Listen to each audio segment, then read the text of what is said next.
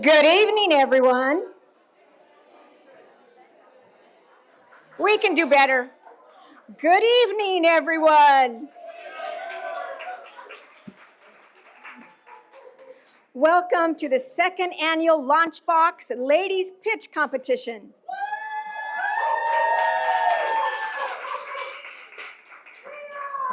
Penn State! Penn State! I'm Denise Ogden, Professor of Marketing at Penn State Lehigh Valley, and I will be your MC for tonight. Thank you for joining us as we celebrate the innovation and entrepreneurial spirit of 5 incredible female-led businesses.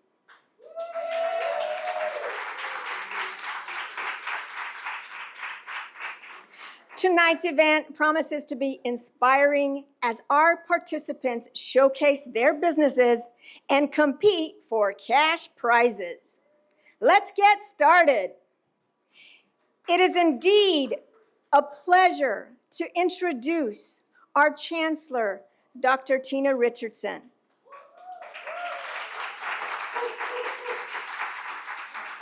She is the drive and co-founder of Launchbox Ladies. Dr. Richardson joined Penn State family in July 2015 as Chancellor of the Lehigh Valley campus and has since focused her efforts on 3 campus activities: academic excellence, campus visibility, and enrollment. Today, her most notable achievements in this role include strong enrollment growth, the initiation and impending completion of a $16 million campus expansion, and serving as a driving force behind Lehigh Valley Launchbox Ladies and tonight's pitch competition. Please, let's give a big round of applause to Dr. Tina Richardson.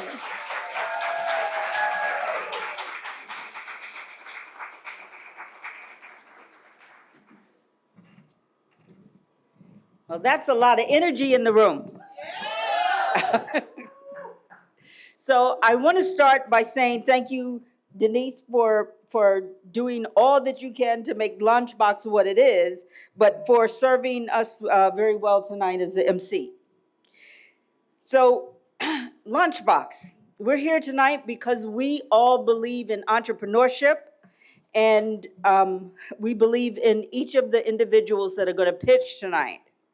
So I want to thank everyone for coming out to support what we believe is a very important initiative. And perhaps we can say it's more than an initiative because we wanted Launchbox Ladies to become a beacon for aspiring innovators and entrepreneurs.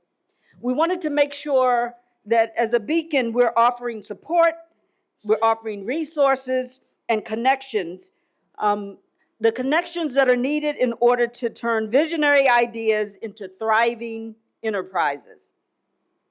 Launchbox Ladies is committed to focusing on the unique challenges and the victories of female entrepreneurs.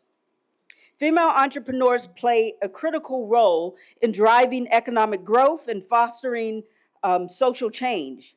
Women bring very unique perspectives and approaches to problem solving that often lead to more innovative and inclusive solutions.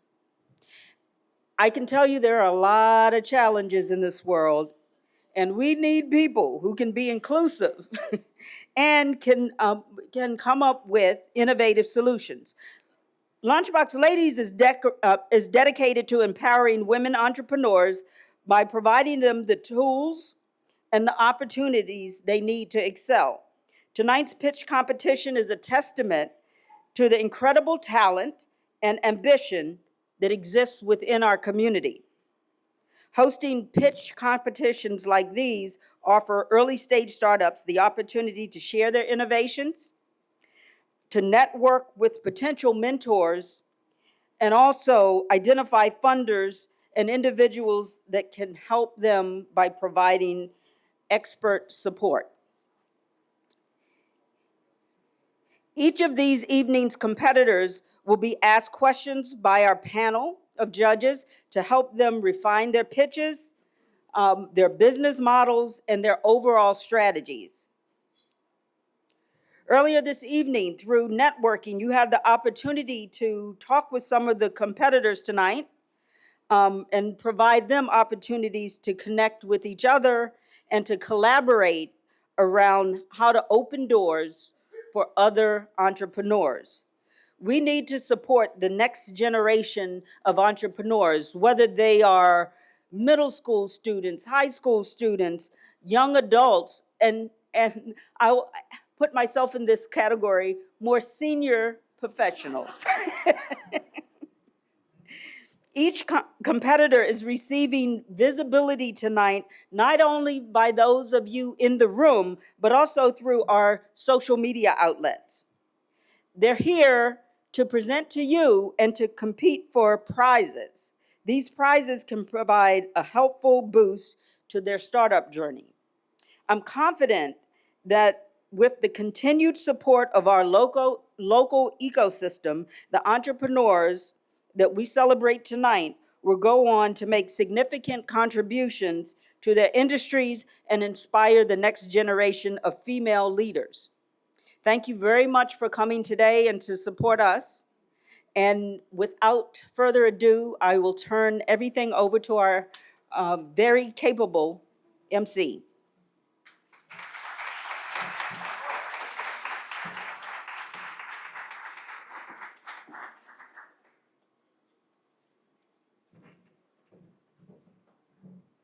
Thank you, Dr. Richardson. We appreciate your leadership. Now, while this might look a lot like the Lehigh Valley campus, it is not. Due to unforeseen circumstances, we are here, and I want to give a great shout out to our friends at I was going to say Giant Shepherd, but I don't know why that came into my mind. Probably because you have such a big heart for allowing us to stay here. I recovered, right? Thank you, Good Shepherd. We appreciate it.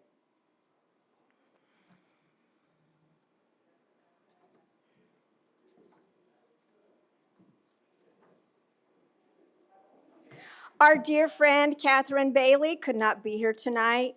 She is the co-chair of Launchbox Ladies and an avid supporter of entrepreneurship.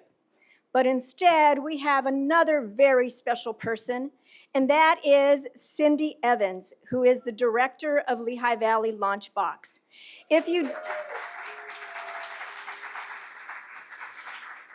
don't know Cindy, she is passionate about helping others to achieve their goals. And she does this on a daily basis with her cohort and partner in crime, Tiffany Valdez Madera. Cindy, thank you for all you do. Come on up and tell us a little bit more about what you do.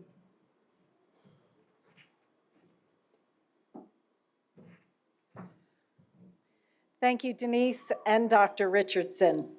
It's a pleasure to be here tonight to witness the creativity and drive of our participants.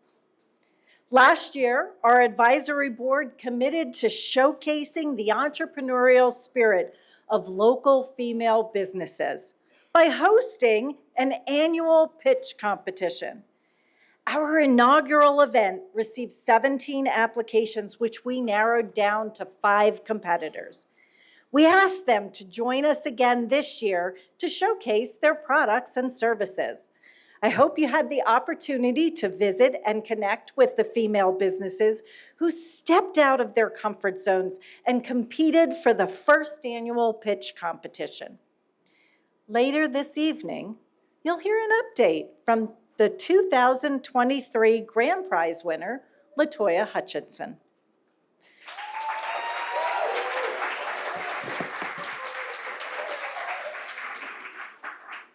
The Lehigh Valley Launchbox Ladies recognizes the unique challenges women face in the business world and aims to provide resources, mentorship, and networking opportunities to help them succeed. We believe in fostering an environment where their ideas can flourish and continue to contribute to the economic and social fabric of our community. As we continue to host events such as this, we look forward to growing a network of women who continue to support, engage, and inspire other female entrepreneurs. You too can join that group of women, the group we refer to as our Ambassador Circle. The Launchbox Ladies Ambassador Circle expands the impact of our Launchbox Ladies Advisory Council and strengthens the network of women entrepreneurs. This circle of passionate, inspirational businesswomen meets annually and is committed to supporting the Launchbox initiatives and our female entrepreneurship in the Lehigh Valley. We encourage you to use the QR codes throughout the venue to help you join this growing network. We appreciate your support. As you watch tonight's competition, we hope you will think of ways to connect and support the competitors. This is now the best time to silence your cell phones.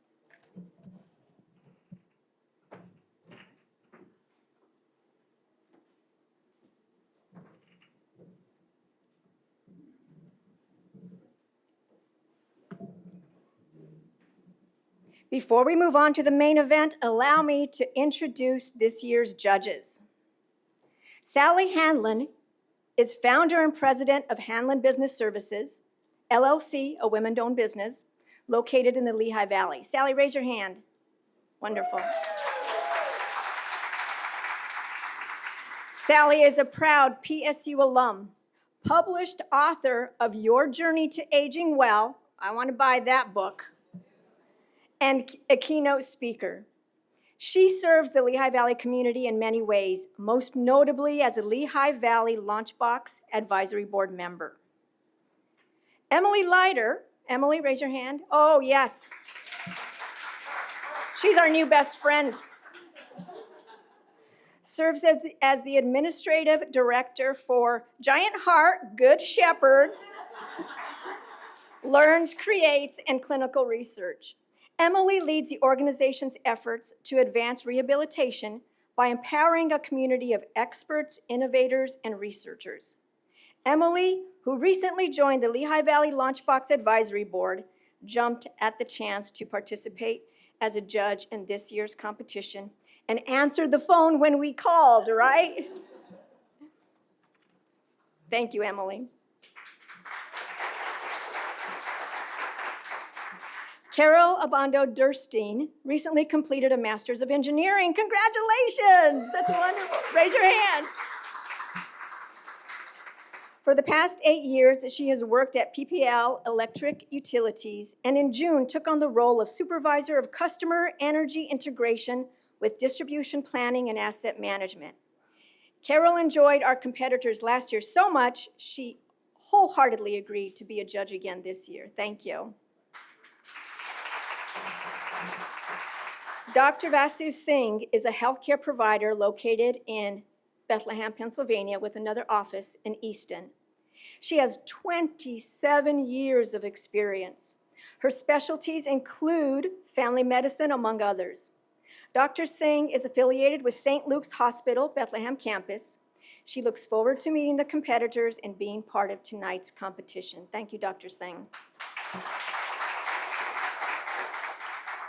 In terms of the format for tonight, each of our competitors will present their business ideas to the judges. They have 5 minutes to pitch.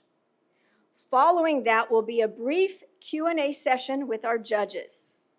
The judges will be looking for the problem their business solves, the uniqueness of the solution, an understanding of the market, their business model, and of course, the quality of your pitch.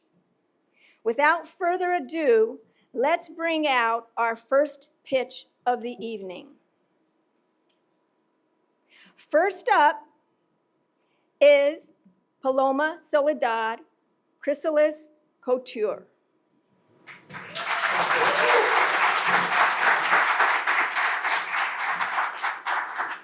Paloma, are you ready? I'm ready. Begin! Good evening. Thank you for being here. Some of you might be familiar with this. I'm not, obviously. It's a disposable hospital robe. Just a thin layer of paper between your cold, vulnerable body and the world. I believe we can do better. I've worn them many times.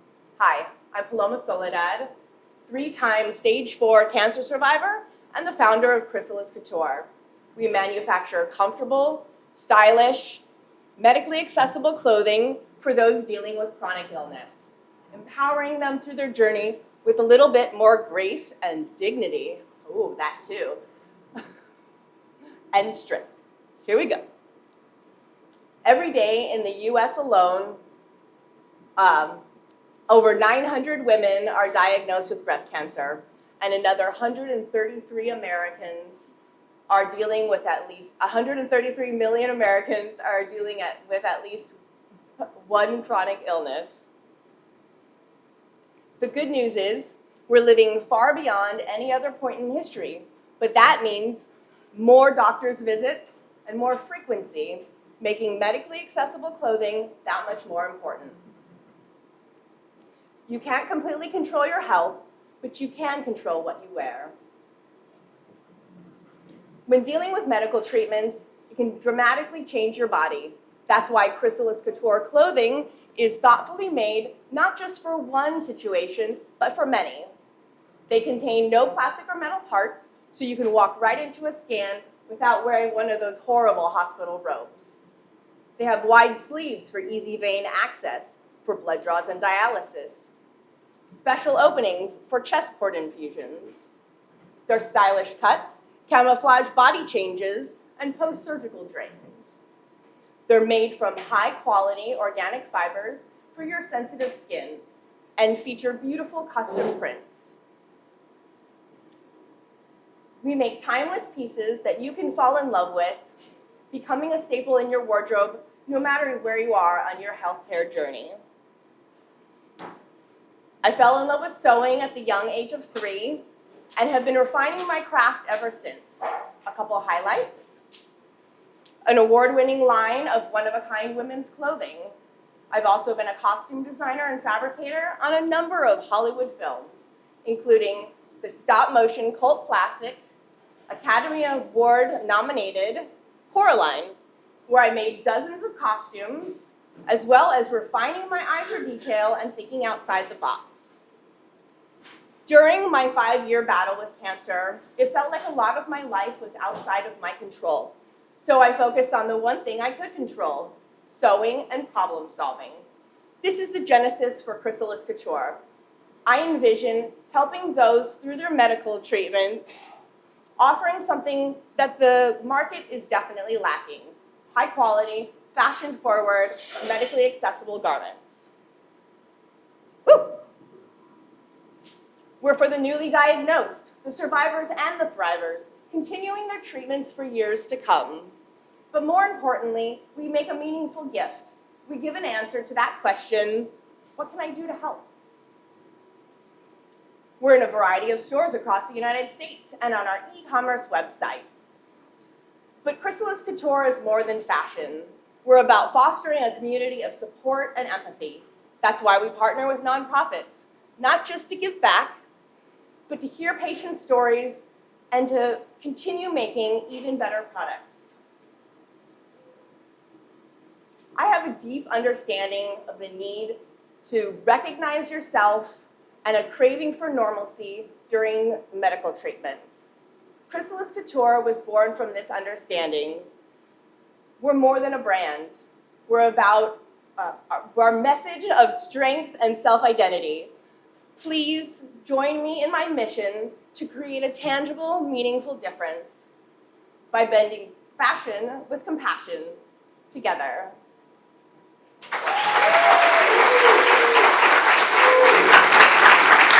Thank you. The Judges will now ask questions. Oh, I hope you could hear me. Thank you so much. Thank Okay, you. I know we only have 5 minutes, and I want to make sure everyone has a chance to ask questions. So I have a question about your supply chain. Yes. And I heard you loud and clear, sustainable fibers, and Yes. we know how much polyester and all the non-sustainable plastic and all these fibers, synthetic fibers. So how does your supply chain look? Like, where are you getting your raw materials, and what do you see in the future for That's that? a good question. I actually have suppliers in Canada and North America, just uh, manufacturing organic fabrics, silks, cottons. So my supply chain is in North America, so it's an easy access point, and I'm manufacturing, well, right now I manufacture myself, but I have factories ready to go in New York, and I've been looking into a few in the Lehigh Valley. Does that answer your question? Okay. Paloma, thank you very much. Very interesting. How long have you been doing this? How long has this been a business, Chrysalis Couture? Well, I came up with the idea in the summer of 2020, right before I went into another surgery, and I was laying in bed wondering what was available, and I needed to make something that was even better than what was out there. So 2021, it became a business. I launched my website 2022, and I consider it a soft launch because it's a green space, nobody else is doing it, and I need to kind of see what the market was responding to, and that's why I've just been manufacturing everything myself, and people really like it. So I'm just going to continue. You're welcome.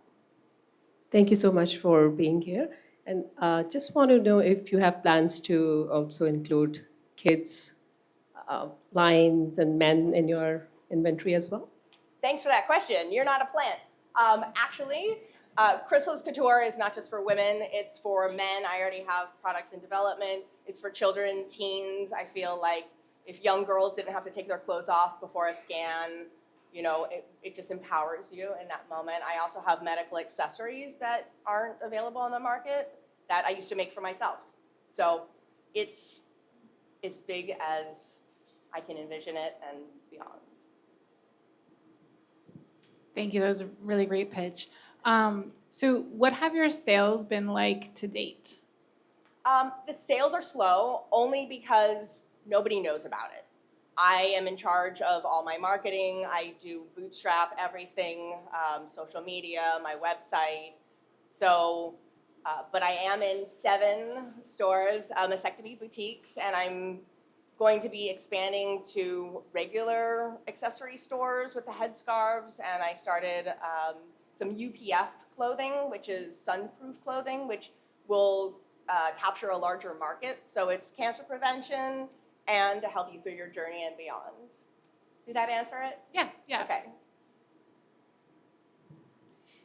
I'll ask another question. Is your target customer really a cancer survivor? Are there other individuals that you are designing for? Well, it started with cancer. Obviously, that was the inspiration. But I believe it's chronic illness. It's people who have chest ports. It goes beyond. I think the UPF clothing can be worn by anybody. So I'm just focusing on the cancer population just because it's something a little bit more manageable. I mean, obviously, there's millions of people who can access the products. And then it's about getting this in front of people when they're starting their journey so they know that it's available and they can wear it. Yeah.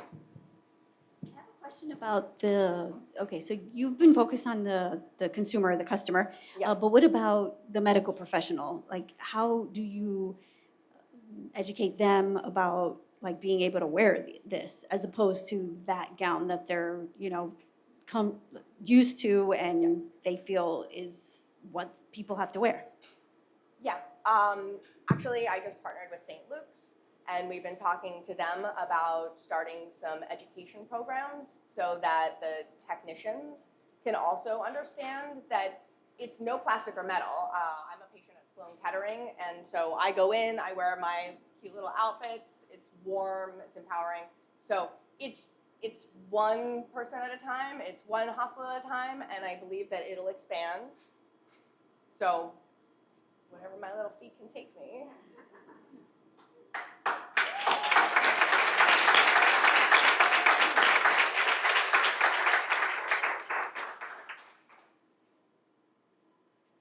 Thank you.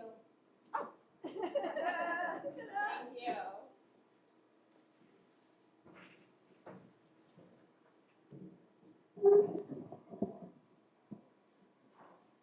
Well done, Paloma. Participating in pitch competitions provides entrepreneurs and startups with increased visibility. It's a chance for them to share their passion, vision, and innovation with a wider audience, potentially attracting customers, partners, or media attention. Throughout the past few weeks, each of tonight's competitors were featured in numerous social media posts and press releases. As they present to you this evening, you will gain an understanding of their business, and hopefully you will share their business and ideas throughout your networks.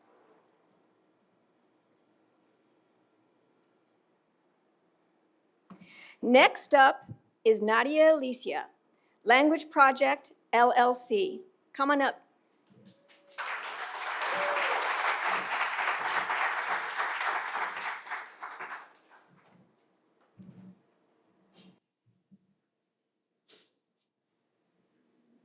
Nadia, are you ready?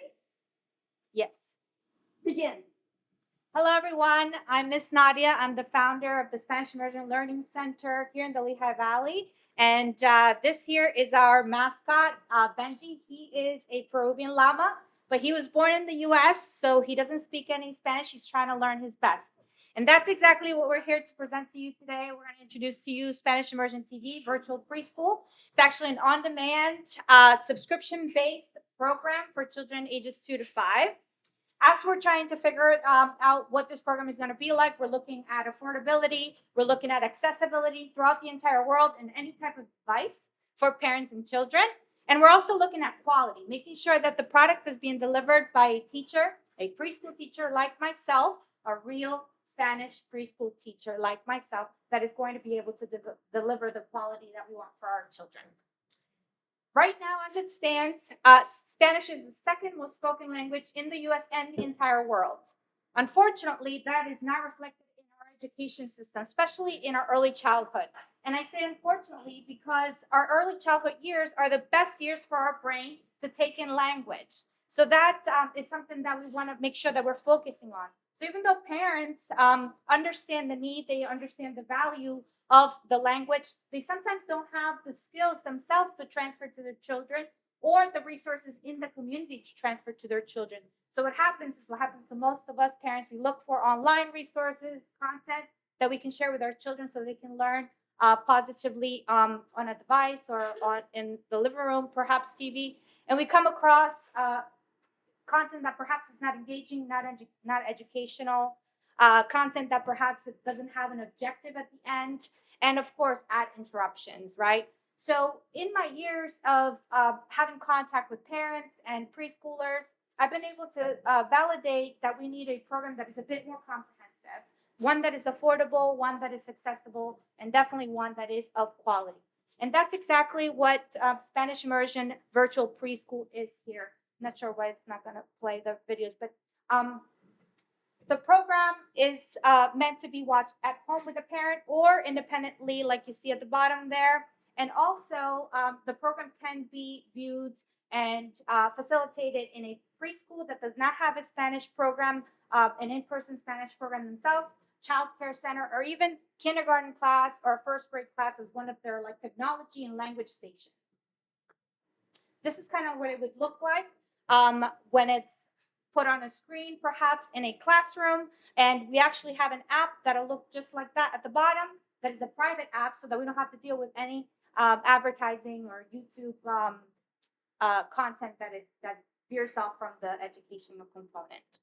This program really is research-based.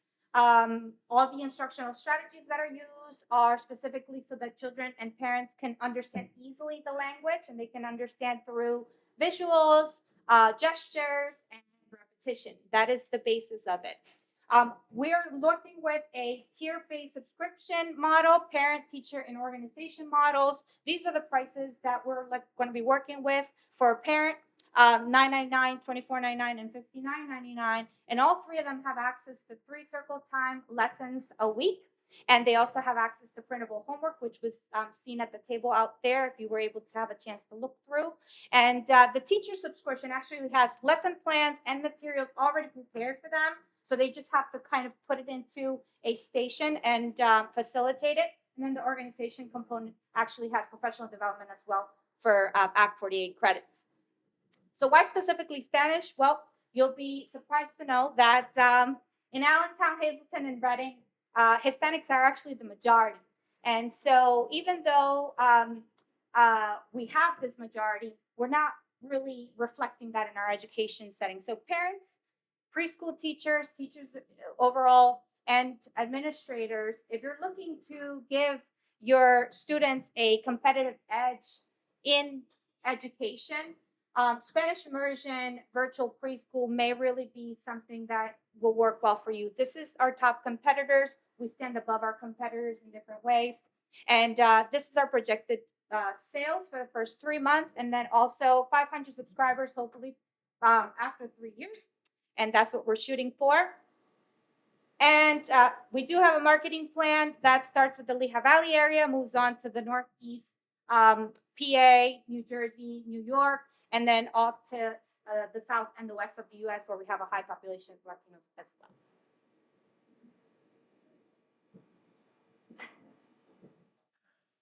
Thank you.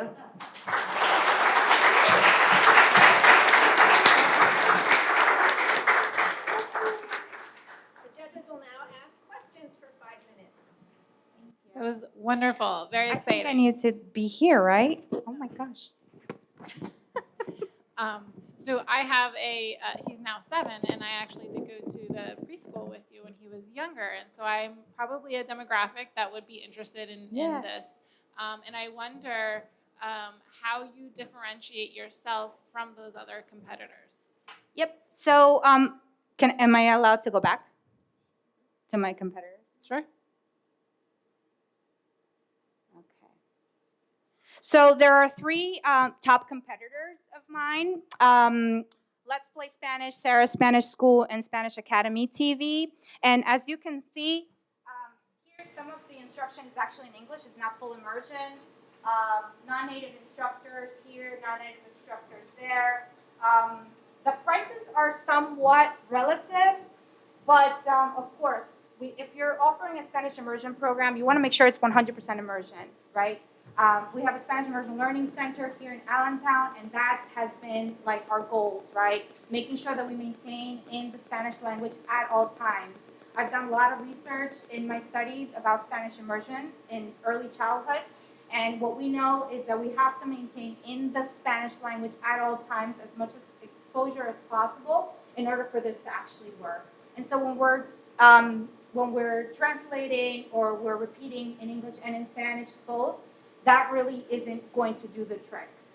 What really does the trick is being trained in what we call comprehensible input, which means that we are teaching with simple concepts at first, and we're kind of building off of them. And that's actually what would happen in the virtual program. That's actually part of the research-based instructional strategies that are used. And I think that's really the quality part of it is really what's gonna set us apart, as well as the accessibility. Some of them are synchronous programs, and then none of them have the private app, which we would have, which really kind of like takes away that whole YouTube, veering off into this video and that video. That's really, it makes parents panic. Makes me panic as a parent when my child does that. So, and it starts to go off into different videos. So this is really going to be something that's very targeted, very well thought out. I'm an expert in Spanish immersion learning, and so I have really thought about how the instruction will look like, whether it's me teaching it, which I am a preschool teacher myself currently, but also later on as we scale, that how others are going to be trained, other teachers, preschool teachers are going to be trained in what we call comprehensive input training. Thank you, Nadia. I have another question.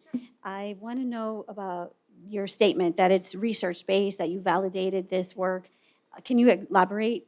Yeah, so I actually completed my dissertation for my doctoral program with a research study here in the Lehigh Valley, looking at elementary school teachers that are specifically teaching Spanish immersion to their students, and looking at what their experiences are and what their needs are, what the resources that they don't have are. And I was able to validate that they really needed, if you see in the teacher's subscription, we have a teacher's companion, which is a curriculum. It's lesson plans. It's materials that are ready to go, ready to be facilitated by the teacher, whether they speak Spanish or not, because this is really a virtual corner, where the teacher kind of can facilitate the space with a projection screen, and they can take part in the learning with their students, and then they can do some homework activities and classroom activities, very simple things that are going to go right along with the themes that the virtual teacher is kind of like looking at. So that's what I kind of like looked at when I did my research. And of course, I work with parents all the time, so I have some preschool parents all the time in our current live, in-person Spanish immersion school. So I get to hear a lot of like, oh, I wish, we had something. I wish you could, do this online. Do you have it online? Even adults ask for this a lot, and we don't have that currently, but for parents of preschoolers, a lot of the times we get calls, about that. So I was able to validate we needed this, is what I came up with at the end of all of it. Nadia, excuse me, we're running out of time, but I have a question. After preschool with this program, how is the young student going to maintain their Spanish and their capabilities? Because once they get into regular school.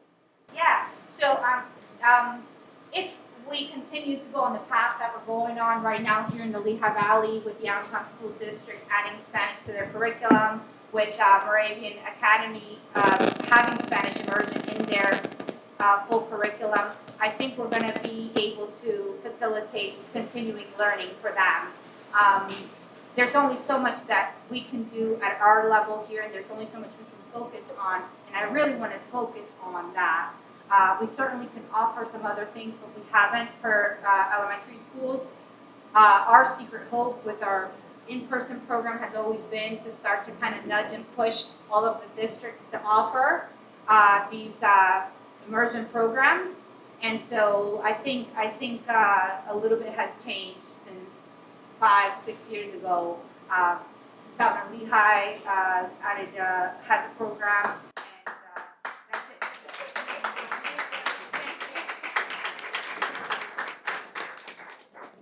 Thank you. Thank you very much.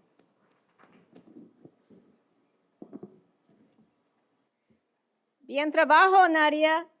See how fast you can learn? That means good job.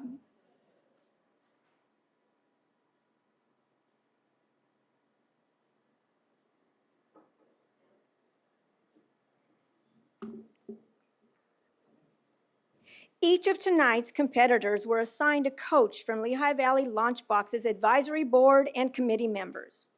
The coaches provided skill development to ensure the participants would pitch, present, and articulate their business ideas succinctly. The coaches were provided the same rubric our judges were given this evening. The judges are determining whether the entrepreneur understands their customer problem, clearly states their solution, describes their product or service's competitive advantage, has described their business plan, and of course, is telling a good story. The feedback and insights gained throughout the entire process, from application to coaching, and during the pitch, will further sharpen skills and make each of our competitors a more compelling and persuasive entrepreneur. Kevin, do you need a minute to load the presentation?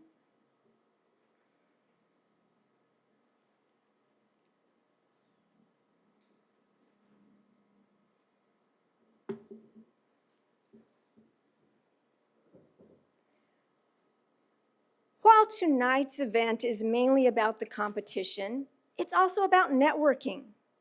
This event provides an opportunity for all of us to expand our professional network. As the audience, you get a chance to help these 5 startups make the connections to expand their network, gain partners, understand the Lehigh Valley's entrepreneurial ecosystem, and possibly gain customers. Tonight, and in the days and months ahead, we ask that you continue to support these entrepreneurs, each other, and the Lehigh Valley community. Because after all, it's the community that makes us stronger. And we at Penn State are appreciative of all of your support. Just being here tonight gives these entrepreneurs a chance to pitch their idea in this venue. And who knows, down the road, they may be pitching in a competition that has even a higher dollar amount attached to that. So for that, we are very appreciative of all that you do to help Penn State Lehigh Valley Launchbox and entrepreneurs throughout the Lehigh Valley. Are we good, Kevin? Wow, can't believe I did that.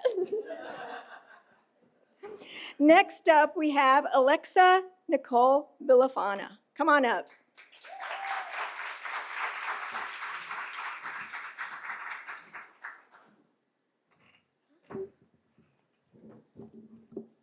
All right. Alexa, are you ready? I sure am. Yeah. Innovation no longer remains an option, but has become an imperative. This is a quote from Indian Prime Minister Narendra Modi. Today, I'm here to bring you an idea that sits at the cross-section of innovation and creativity. My name is Alexa Nicole Villafana, and I'm the founder of Network Exchange magazine. Now, before I get into this idea, I'd like to tell you a little bit more about myself. So I was born in New York to a talented family of orators and musicians. Shortly after living in Brooklyn, we uprooted our lives and moved to Stroudsburg, Pennsylvania. You can only imagine how much of a culture shock that was for me. It was extremely isolating being a nerdy Black kid in a predominantly white town, but I always leaned on my art to get me through. Fast forward to 2015, when I started to attend the Lehigh Valley Charter High School for the Arts as a theater major. Here I became familiarized with a community of like-minded young people who didn't feel properly represented by their community.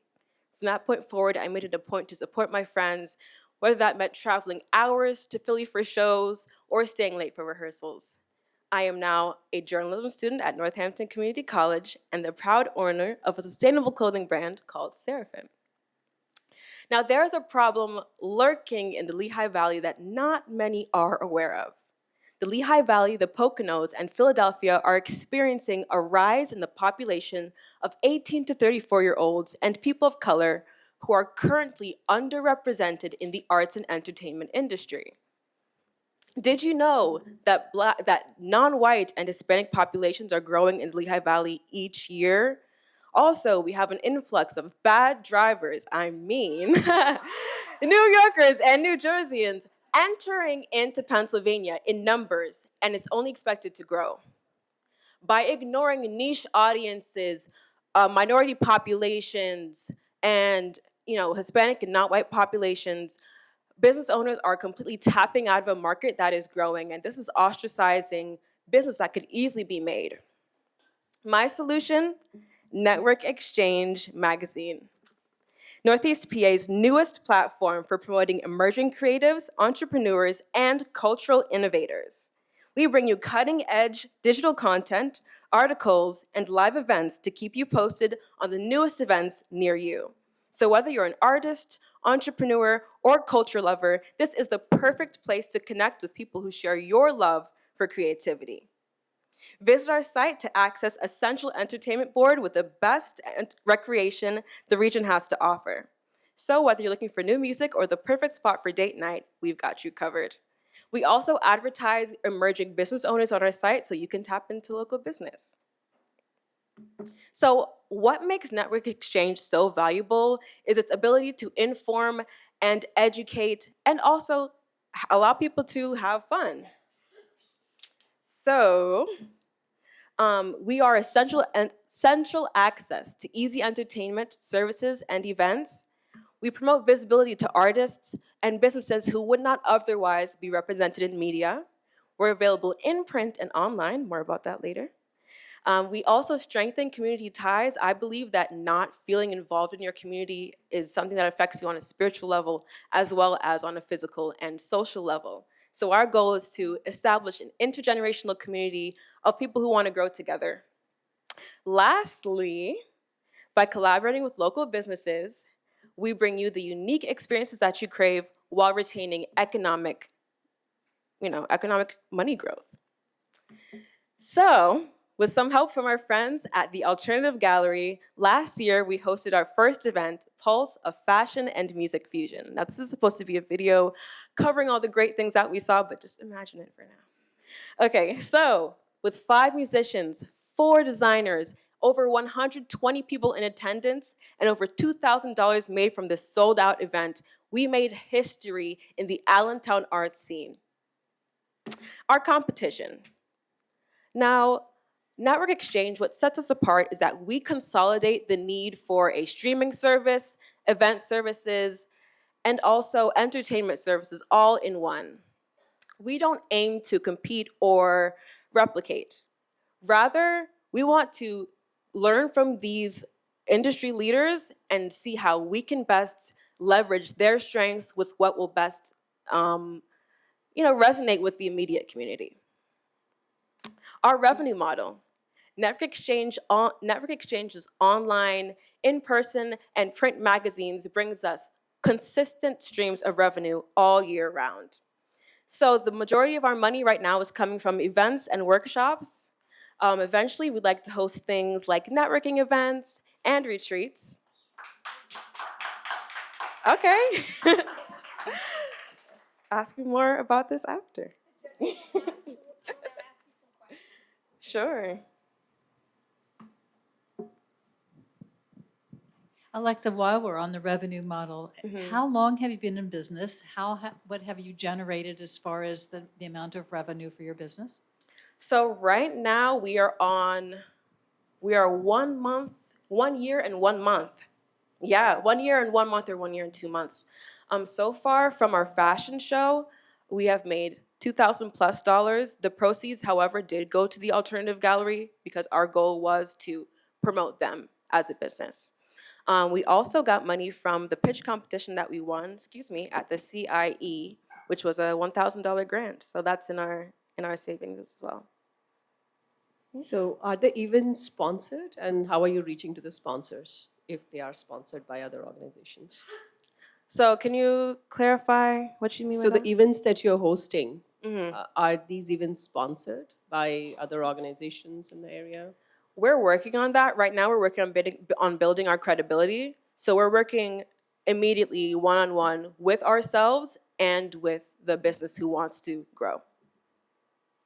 I have a question about the fact that you said it's online and print. Mhm. And this day and age, a lot of things are just going to online only. Mhm. So what is your experience with printing, and do you foresee that in the future you'll continue to do both print and online, or do you think you'll be more of an online? So our print version is a yearly recap of all the greatest arts and entertainment that we have in Northeast PA. It has special perks, so that's more incentive for people to read. In general, our magazine is very easy to read. A lot of it is mostly visual. We also include special tickets, secret VIP events, and discount codes to give people that extra incentive as well. So I have a question. How are you, and maybe it's similar to Vasu's, how are you connecting with the community and the events and the artists, and how is that working, right? Like, it's you, do you have a team? How does that work? So it's mostly myself. I work closely with 2 other people right now. We're looking to expand.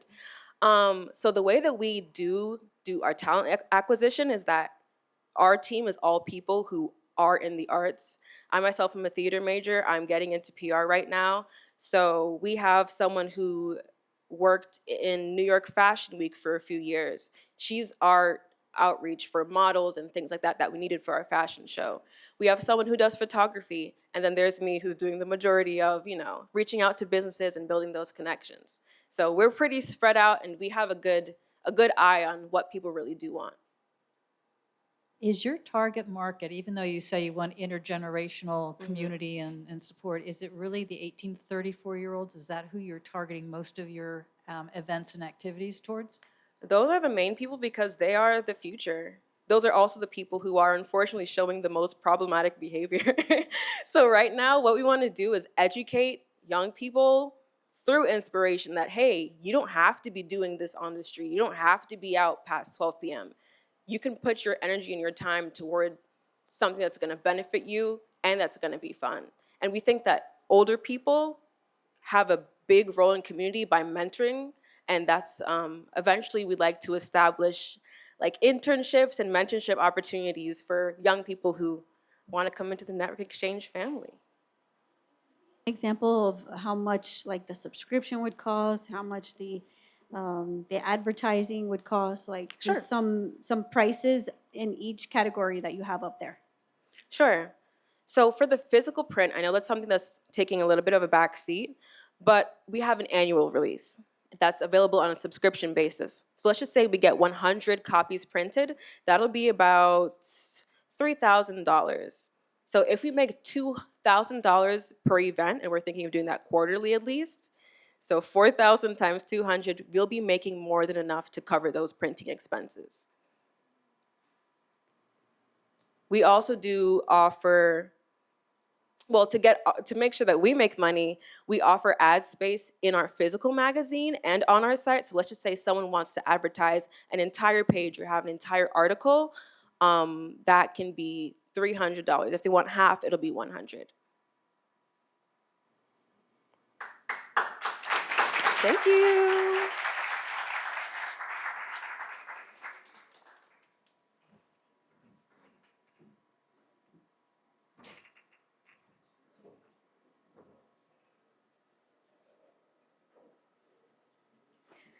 Thank you, Alexa.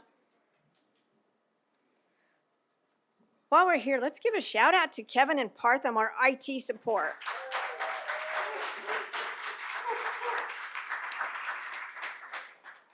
They do such a great job, and we really appreciate your work. Next up, we have Shantae Grayer, Shantae's Travel Things. Come on up, Shantae.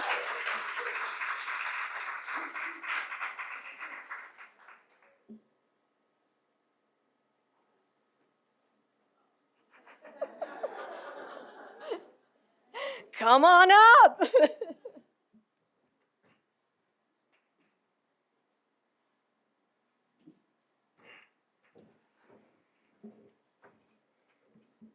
Shantae, are you ready? Ready? Begin. Hi, my name is Shantae Grayer. I am the owner and founder of Shantae's Travel Things, a company I created last year that aims to be an all-inclusive travel emporium. My vision is to create an all-encompassing outdoor and travel brand that caters to every need a solo traveler might have while traversing the world. During my adventures, I've often encountered challenges that could have been alleviated with the right gear. For example, my luggage tags I've had several luggage tags that have been broken when retrieving my bags during the checked bag carousel. And I often thought there had to be a better way for the closure to be strong enough to get through the conveyor belt without popping off, thus creating the luggage tags you saw here today.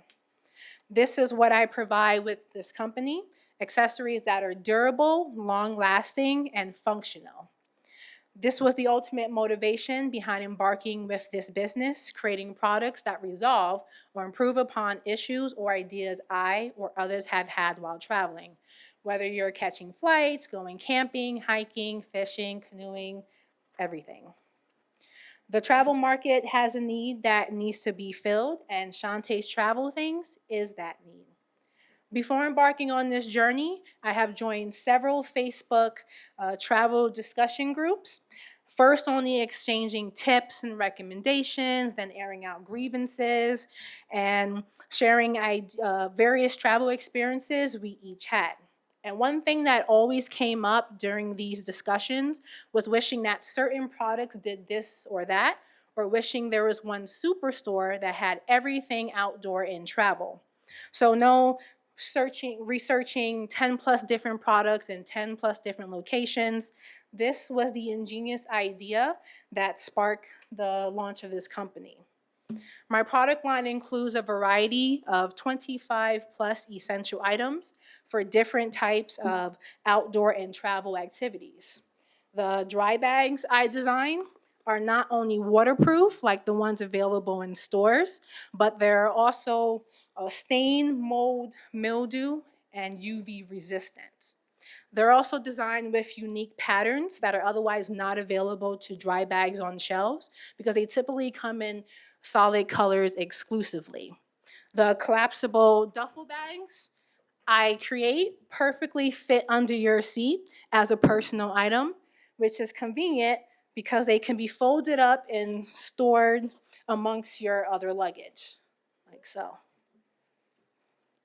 The water bottle holders I design doubles as a hands-free bag, a crossbody bag that also fits your phone, keys, and wallet, which is perfect for hiking trips or camping. And the oversized drawstring backpacks or beach totes that I design actually fit everything you need for a full day tour or a beach day. With also the convenience of also still being lightweight and water resistant as well.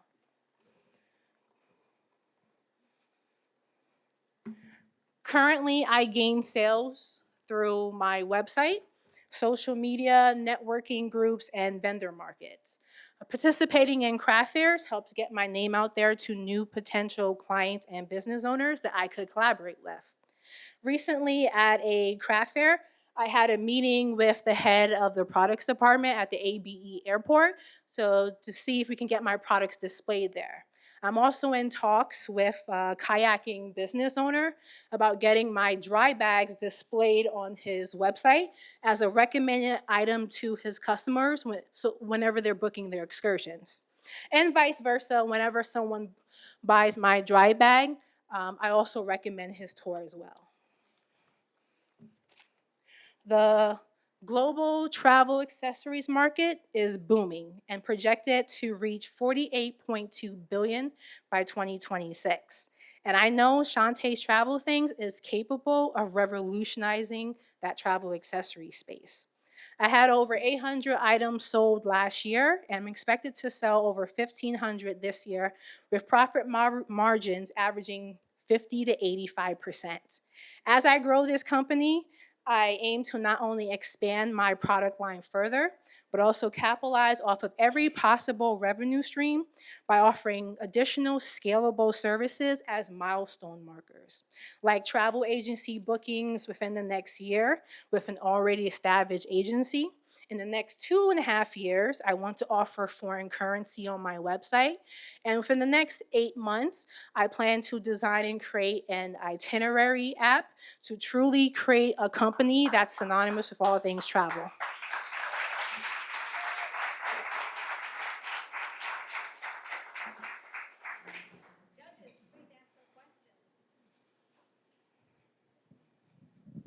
The one slide that you weren't able to show, I have a question about, and that's if you win. Yes. So like it shows there, if I win, I would like to use part of the money for social media ads and Google, and then the rest will go towards the creation of that itinerary app.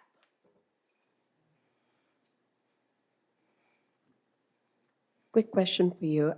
This is a very competitive market, and your products are really great. But how do you see yourself competing with other online companies that are selling these products for very low prices? Yeah. So basically, one of the few things that's different from my products than what's out there is a lot of times, like I mentioned earlier with the dry bags, it's actually my #1 best-selling item. Everyone who's ever owned a dry bag for like water activities, they always come only solid colors. And everyone who sees these, the first thing they say is, "I've never seen a dry bag that looks like this. I want this." So I've had people buy one for each for every one of their family members because they're usually solid yellow, solid blue, solid green. So that's something that seems like people really do like. And a lot of my products, you can use them for different things. Like I have some backpacks that you can convert into a purse, a crossbody bag, and then back into a backpack as well, which is something that's not typically known on the market. Sure.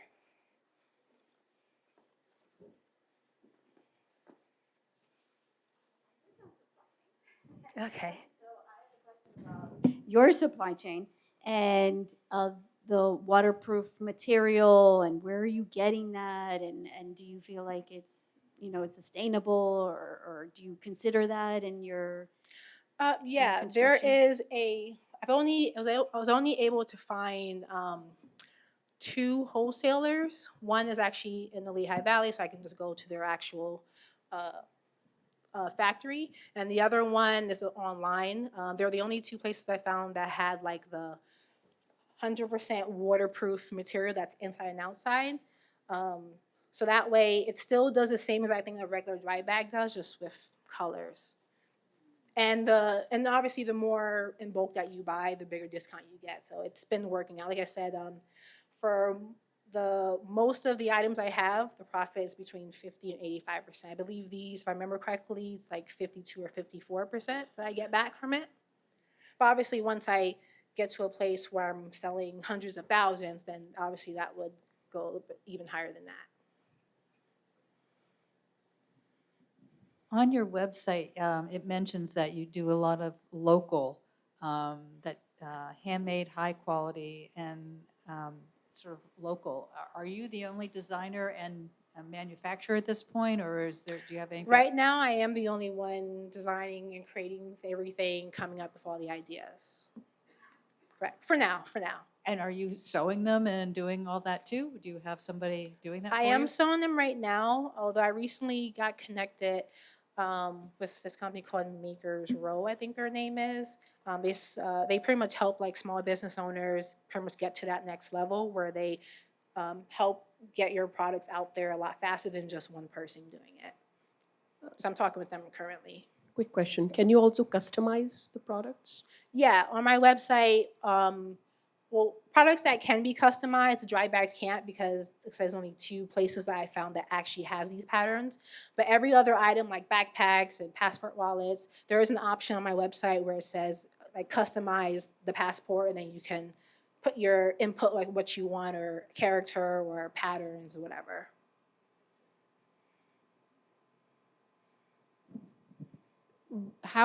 What is your kind of like, where are you getting your major sales from? Are you like in person at events, on your website, or? Right now, I'm getting most of them from craft fairs. But from the craft fairs, every time I have one, I always get a spike on my website afterward.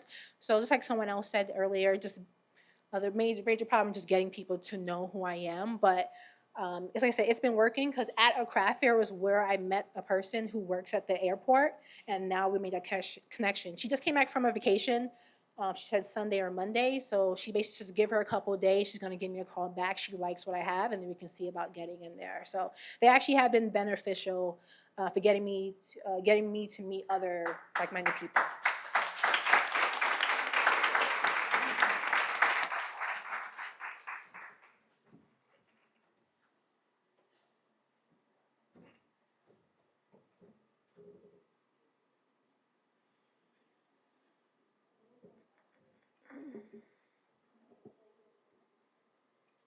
Tonight's competitors will be competing to win cash prizes to include $2,500 for the grand prize and $1,500 for the runner-up. In addition, this year, we are excited to introduce a special new award this year, the Audience Choice Award. The winner of the Audience Choice Award will receive $1,000. This award celebrates the pitch that resonates most with you, our audience. So think about all the competitors and be ready to cast your votes and make your voice heard after the final competitor. And that takes us to our final competitor for this evening, Christy Hurley. Threads by Graham.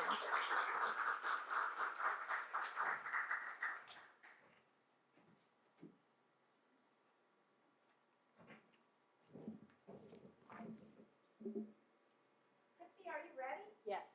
Begin. Machine embroidery, the process of forming decorative designs using a needle and thread by machine, one stitch at a time. It could be as simple as a swoosh on a polo to a timeless treasure that's kept for decades. In the US, it's over $1 billion industry, and in the Lehigh Valley, there are at least 5 places that do institutional embroidery and countless more online.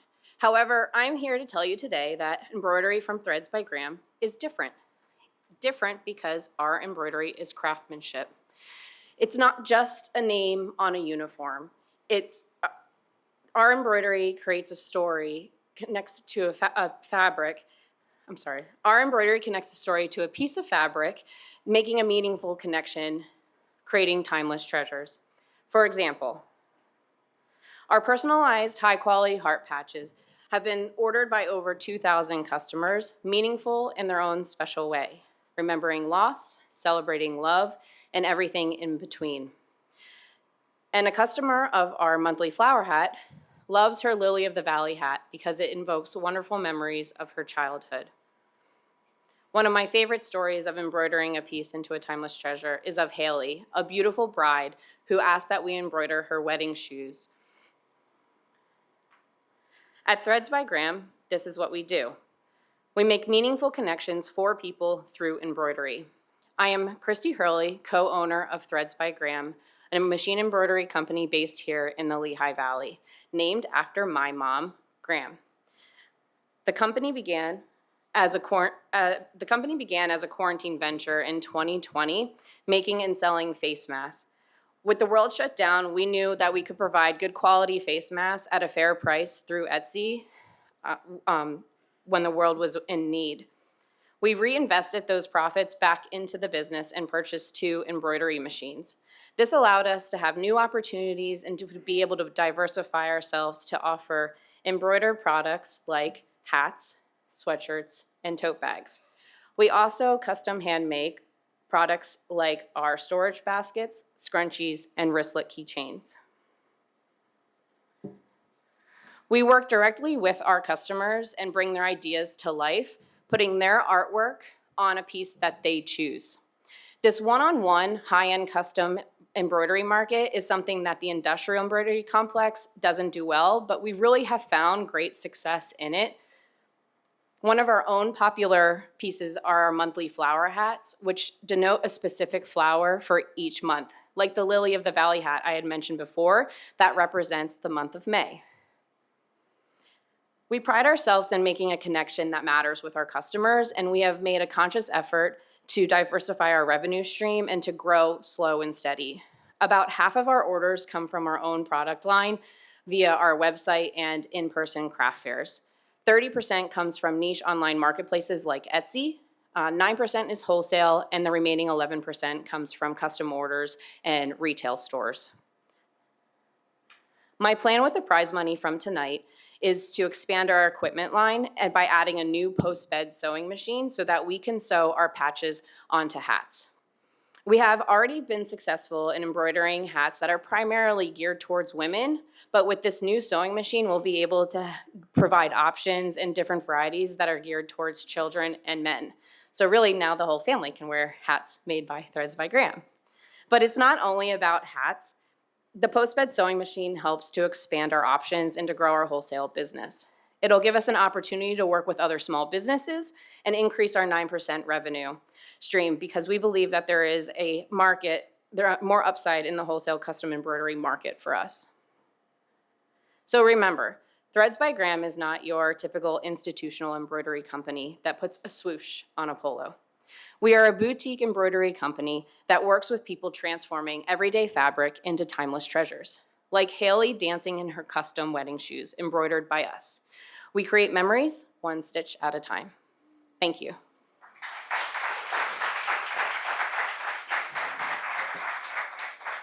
Thank you so much. You showed your pie chart. Can I see that again? Sure.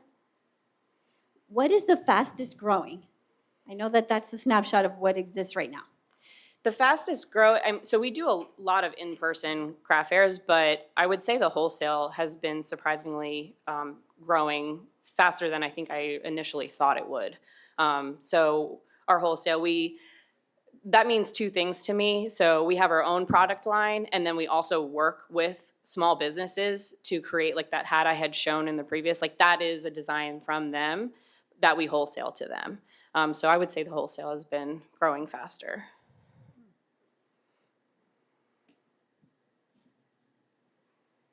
You mentioned that there's some other competition in the valley, that they're not exactly the same as you, but there are a lot of print shops in Correct. the valley that do this as well, and they do a one-on-one. So what would make you different than what they provide? I think our relationship with customers, we work really close with our customers to bring their vision to life. I pride myself in that. I mean, we do the digitizing in-house. We also do outsource it, but I do the digitizing. I work with them directly to put it onto the garment. So I would say it's the relationship. I'm very big on that. You're welcome. And how do you market yourself? So I do marketing through email. We've been gathering emails for the past 4 years. We do a lot of marketing actually with the craft fairs. So not only do we sell our own products there, but we go around to all of the other vendors there and market our services to them. And then your typical social media. So we do a lot of social media on Instagram and TikTok. You're welcome. Are most of your sales local from Lehigh Valley, or are they? They're pretty much everywhere. So Etsy has been pretty big for us in terms of how we've gotten a good amount of our sales. Our patches are very popular on there. But in terms of, I would say, like our own product line, we have put a focus on more towards the Philly area. So we're in retail stores down in that area. And that has brought more business in. And then even like the shows that we do, we tend to focus more down in that area. We've just found that that's more of our market in the sense of the people that are buying. But we also do want to expand in Lehigh Valley. It's just a matter of picking the right places. Yeah. I have a question about your pricing structure. Sure. I would assume custom orders take a lot of time Yeah. because now you're working with their thoughts and designing it and going back and forth. And how does that differentiate from the other prices that? Yeah, so if you're somebody who wants a custom order, the way I work it is I price it per the request. So I look at it from how long is it going to take me to complete this order? What does the product actually cost? And then the markup as well on top of that. So every customer gets essentially a different price only because I want it to be as fair as possible to them. Whereas like our product line, I have the set prices in terms of like our hats, our sweatshirts, and tote bags and so forth. I hope that answered your question. Do you vet your suppliers at all with the hats and the sweatshirts and the products that you put your embroidery work on? Yeah, so not all of them, but like our hats, I spend a lot of time finding a manufacturer of the hats that I felt were the best quality hats. And I truly believe that I have found them. Not only are they great customer service, fast shipping to us when we need it, well, they're fast shipping all the time, but all the customers that have bought our hats come back for more. And I think that's what's been really exciting about this is that time and time again, when we go to the in-person fairs, they come back and they're like, hey, I want another hat. So it's very cool. Yeah.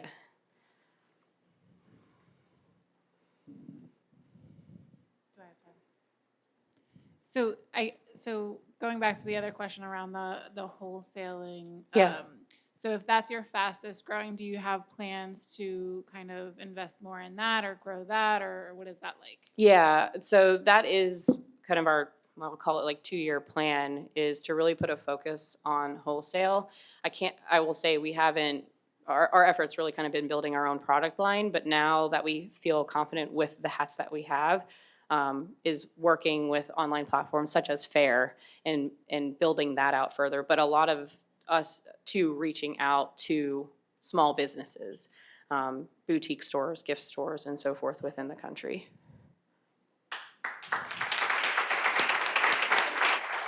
Thank you.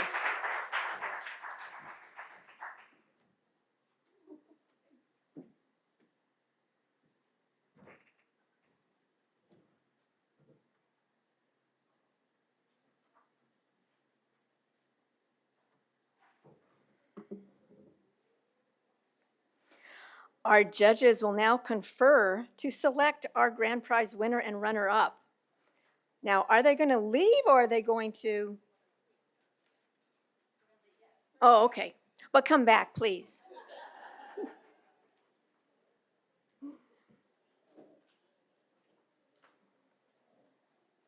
I'm glad I'm not a judge tonight because they have a very tough decision ahead of them.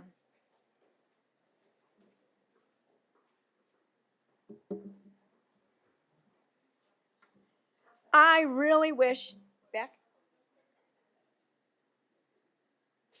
Oh.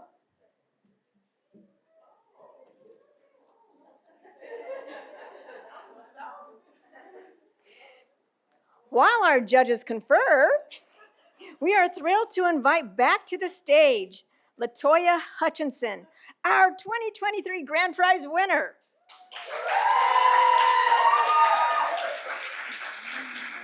We want to hear all about what you've done this past year, LaToya. Please share with us.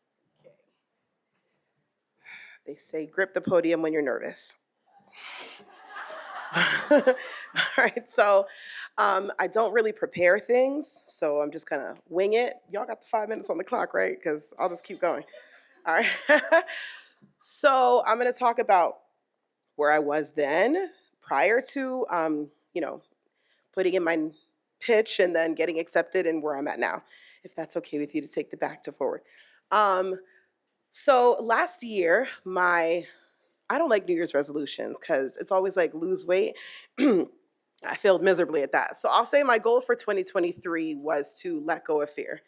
That was the goal. And so I got myself back up and back out and started networking and got around people that I was familiar with and people who supported what I was doing and my dreams, mission, vision, and all that. And I forced myself into very uncomfortable situations with my cheer section that I still have here now. The serial networkers there, and I got myself up and was like, all right, I can do this. Excuse me. And so then it came time for the pitch competition, and Cindy, amongst other people, were like, you should apply. And I'm like, ooh, so much for that 2023 goal. It was going to go on the resolution list. That was, the resolutions failed. But I decided, all right, I got to do this. If any of you were here or watched the pitch or heard about it or know anything about my journey, throughout my time raising my children, I experienced homelessness. I was in the 6th Street shelter with my first child, and I had some hardships. And I'm not a movie person, but like fast forward to when things got a little bit better for me. Somebody encouraged me to watch The Pursuit of Happiness, and I was like, I hate movies. Can't we just like go dancing or karaoke, something like that, because I'm high energy. But I ended up watching this movie anyway, and I was a complete mess. But at that point, just like I mentioned in my pitch, as well as everywhere that I go, it was through that tie of Chris Gardner's journey from his homelessness with his first child into his successful career now as a motivational speaker. It really spoke to me, but it taught me that you can go from nothing to something. And in the movie, it's referenced with Will Smith, if you guys have seen it. If not, I encourage you to watch that. Thomas Jefferson's Pursuit of Happiness, and how, it doesn't always have to be something you're given. You can actually go after this. So I kept it in the back of my mind. And then I picked up a hobby, fast forward, and it became candle making. And it just kind of went from there. I have it tattooed on my wrist, happiness misspelled. So if you've been seeing that in my branding, please understand that that's intentional. I can spell happiness. I choose not to. So it's a nod to that movie. So again, what people didn't know when I did my pitch competition then, I actually had just lost my place like the same day that submissions were due. So here I am, and I had just found out that I was pregnant, which now I have a 4-month-old baby. So that's the first thing that my fourth and last, because that's my second. What are you? Second? I don't know. Her name is Elise. So far, that's all I got. Either or, it was just a really tough time. And I remember reaching out to Cindy, like, thank you for all the encouragement and my friends here in the audience. But I'm like, I can't do this. Nobody listened to me ever. No one listened to what I was saying. They were just like, yeah, make sure you get your submission in because it's due tonight. And I remember doing this video in wherever I was at the time. My eyes were filled with tears, and I'm like, this is not the day for it. I don't even know why I'm doing this, but I pushed myself, I think, like 5 minutes before it was due. And I remember seeing her a little after, like, really? 5 minutes before 11:59? I'm like, hey, you're lucky I did it. And this was the most bland video ever, so thank God to the people who actually believed in what I was doing.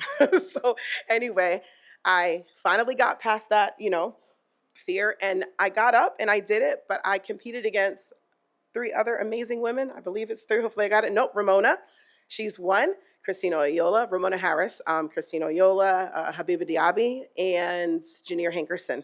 And when I got to do the run through and everything, I realized, boy, these women are powerful, but they're so humble, and it just gave me a sense of peace. We were all a ball of nerves, and then we weren't at the same time. And so I came up and I pitched my idea. I didn't have much support over the years. I didn't have a mom in the audience to kind of cheer me on. I didn't have my siblings and things like that, but I had my supporters and my dream team and my cheerleaders. And I got up and I pitched it, and somebody believed in what it was that I was after doing, which was to spread happiness. So that is my new tagline, spread happiness. And I create custom candles, whatever you're looking of, whatever you can think of, I can create that into a candle most likely. And my goal is you give me the idea, I get really excited. You know that feeling you get when you know you nailed someone's gift. You can't wait to give it to them. And when I get the order, I can't wait to make it. And then I master the candle, and then I give it to the person who asked for it. And then they're really excited to give it to the next person.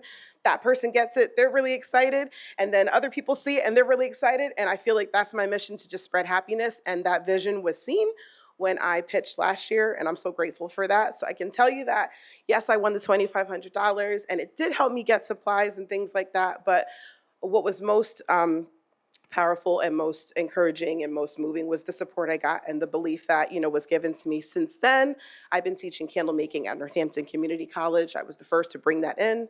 And from there, I've had large opportunities and orders from nonprofits and just, local people, but if not anything else, it was just really the push that got me to where I'm at now. And I'm on to some new things that I haven't discussed yet. Hopefully those things go through, and that's where I'm at. So thank you guys. Thank you, Launchbox. I just want to love on Launchbox right now. Thank y'all so much. And thank you for having me.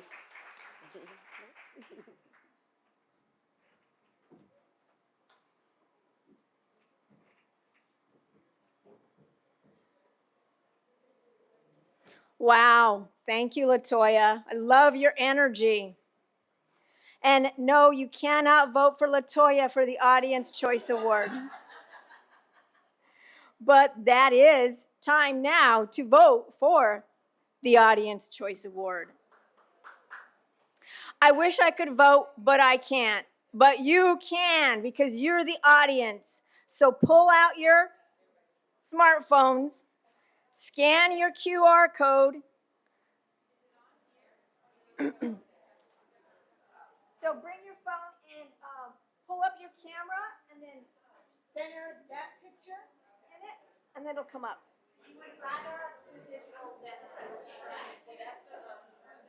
Cindy, what is your preference? Oh, yes, digital. So again, you can come up here, open your camera app, position your camera right in the middle, and it'll go to a website where you can vote. Is anyone having problems?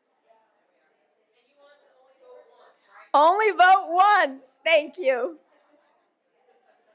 Only vote once.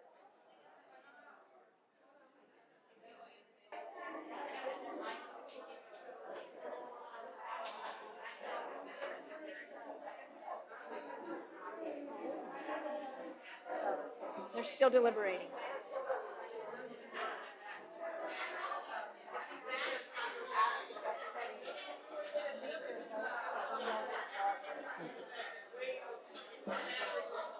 The judges are still deliberating.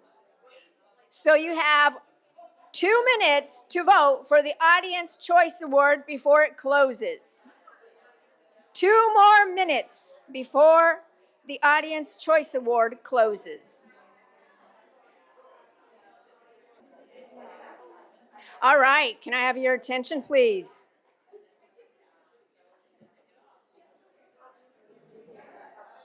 All right, let me have your attention. I kind of feel like I'm on the auditing committee for the Academy Awards, and I know the information, but nobody else does. It's a strange feeling, but I like it. I have to get it right, right? First up, we're going to announce the Audience Choice Award. This is the person that you all chose as your favorite. Could I get a drum roll? Does anybody know how to do that? And the winner is Shantae!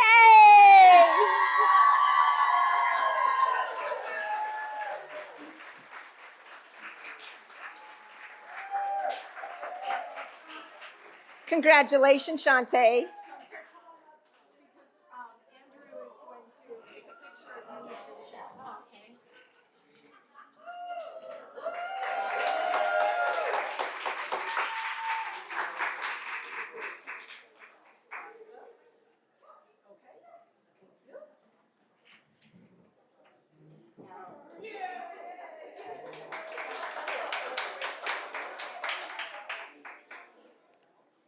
Next is our runner-up. Drum roll, please. This year's runner-up is Threads by Graham, Christine.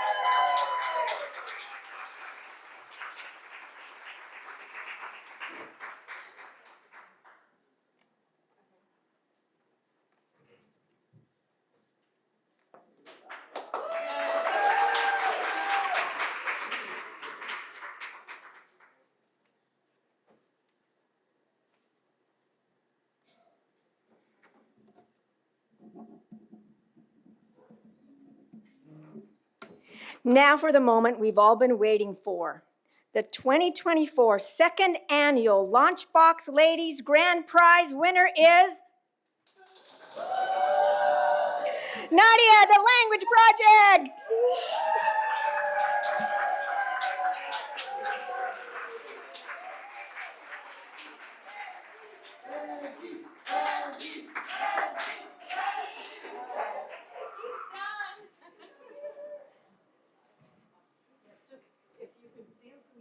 Thank you.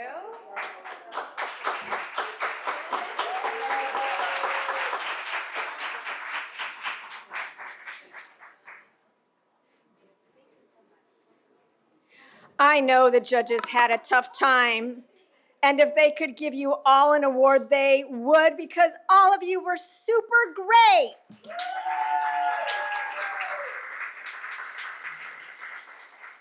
On behalf of Launchbox Ladies and Lehigh Valley Launchbox, we would like to thank each and every one of you for attending and for your support.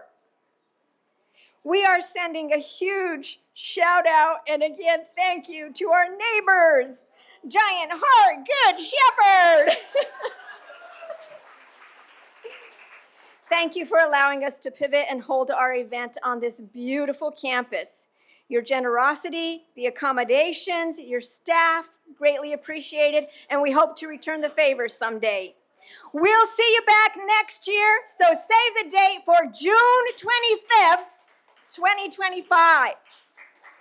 June 25th, 2025. Will the judges and contestants please remain for photos? Thank you all. Have a wonderful night.